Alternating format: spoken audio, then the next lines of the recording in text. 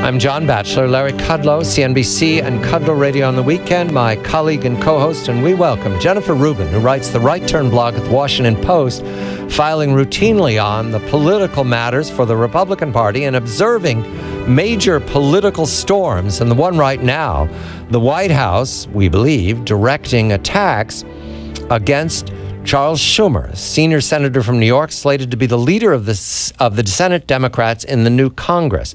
Jennifer, a very good evening to you, and I want to get to your filings on Charles Schumer and what's driving this very rough language being used against Mr. Schumer. But the late-breaking news of Mrs. Clinton's email server. I repeat my colleague Larry Kudlow's remarks earlier. We don't know what's on the server. We don't know what the law is, but the optics are not good to have the FBI seizing the private server in Chappaqua, New York, of the major presidential candidate for the Democratic Party. Good evening to you, Jennifer. Good evening. No, it's not. You don't want FBI investigation and your candidate's name in the same sentence, to put it mildly. We already know, of course, that there were top secret documents on there, something which she swore up and down there never were. She also, of course, swore up and down that all the documents had been turned over to the Benghazi committee. That wasn't the case. She also swore up and down that she was just catching up with her old friend, Sid Blumenthal. So we know a lot already, which accounts in part, I think, for her plunging poll numbers. But I suspect we're going to get to learn a lot more because the FBI, by the way, does reconstruct emails, does unwipe servers, if you will, is going to be able to recapture a lot of information. So we will see what's actually on there. But the fact that she seemed compelled to turn it over suggests that they are in quite a bit of trouble. It suggests, of course, that the server was not at the bottom of the Hudson River, which was speculation early on. Correct. And, perhaps she should have blown it up because so long as it exists, someone has it. And let's not forget that we have every reason to believe this thing was hacked. We know it was hacked, in fact, because that's how we got some of the emails to and from Sid Blumenthal. But if that's the case, somebody out there has all the emails. Right. So it's not just the FBI, but there are unknown characters, hackers out there who have this in their possession. Goodness knows what they're going to do with it. Let's move to the cloud. I'm telling you, it's going to be in a cloud someplace. That's right. It could be. I'm not. And your other point, by the way, there's a new public policy polling survey. It's a Democratic outfit, but it's in Iowa, showing Clinton losing now to 4 Republican candidates in Iowa. All right, that's a Democratic outfit saying that. And I repeat, anytime the FBI is in the same sentence as a presidential candidate, it cannot be good. Now, my question to you, Jennifer, is this. McClatchy is reporting. John's got me memorizing the McClatchy story tonight. McClatchy is reporting, however, that Hillary Clinton is not a target. Right. But the State Department's IG is not saying who is the target. Now, that confuses me. Yeah. Well, listen, there's a difference between a criminal target, meaning someone who purposefully misused these, and someone who is just grossly irresponsible and had this stuff in places that it shouldn't be. Now, I make a caveat here, and that is that we've had a lot of very high-level people, including General Petraeus, who was criminally prosecuted for much less than this, having some documents on, a thumb drive or on a private server. We've had lots of other public officials who've been prosecuted. So the fact that she is not a target, I think, is a little squirrely.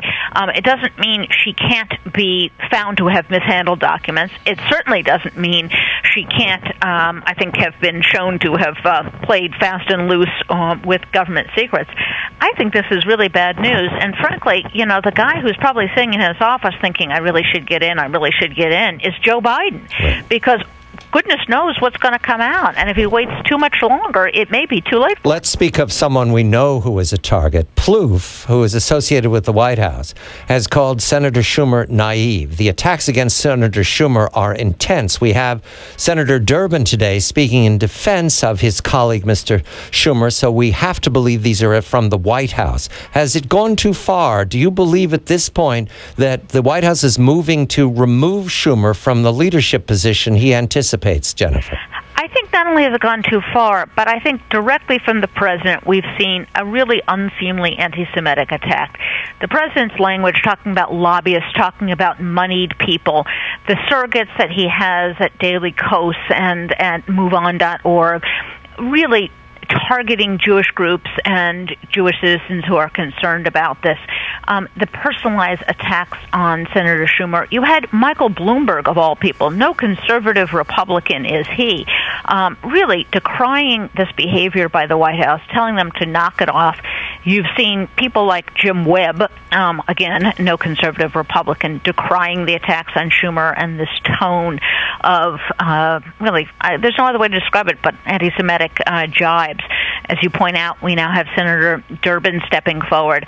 I think this is, number one, a clear signal that the White House does not have the votes. They may get them, but they currently do not have the votes to sustain a veto, and that, in fact, despite their denial, that they did not see this coming, and that they think Senator Schumer can move some votes. You know who also is beginning to talk in terms that sound an awful lot like he's not going to vote for this deal?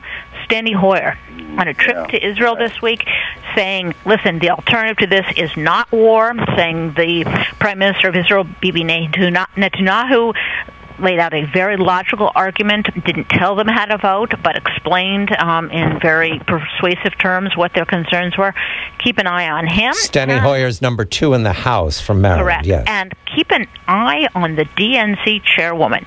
She has prided herself on being a defender of Israel in the same way Chuck Schumer has. She comes from a very pro-Israel district in Florida.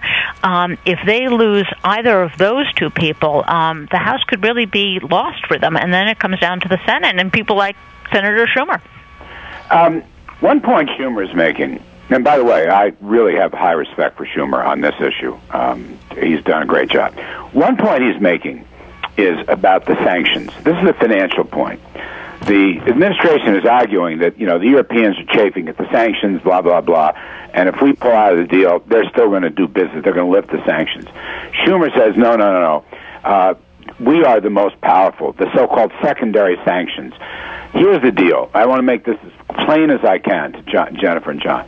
It is the power of the American banks that will enforce the sanctions regardless of what the Europeans do. There was a time when Europe had a lot of great banks, okay? This is no longer the time. Their banks have been enormously diminished. American banks, I might add, along with some Asian banks, dominate the world scene. If the United States keeps the cash out of Iranian hands by controlling American bank accounts with the stuff that was set up, the infrastructure, by former Assistant Treasury Secretary Stuart Levy, we can basically enforce at least 80 to 85% of these sanctions. And that's a powerful card. And I hope Schumer stays with that, because this argument that if we don't, everybody else will do business with Iran is nonsense. It's absolute nonsense. Go ahead, Jennifer. We have 20 seconds. I agree entirely. The fact that the president tried to get the UN to block Congress or to put them on the defensive, it doesn't really work for exactly the reason you say. If countries around the world want to do business with the United States, they are not going to be able to do business with Iran. And you're right, Larry, that is the most powerful sanction, and that's why Congress really does hold the power here. Jennifer Rubin writes Right Turn blog for the Washington Post. Larry Kudlow, CNBC, Kudlow Radio on the Weekend. I'm John Batchelor.